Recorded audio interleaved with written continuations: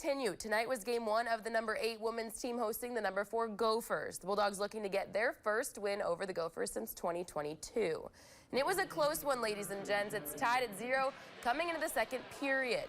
Then just 3 minutes into the second, a Gophers power play. Nellie Latinen passes to Maggie Nicholson, who hits the one-timer past Ev Gasson. Gophers take a 1-0 lead, and they almost get another few minutes later.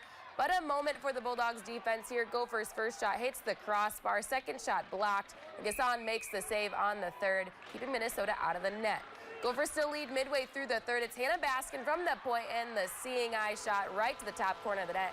We're all tied up at 1.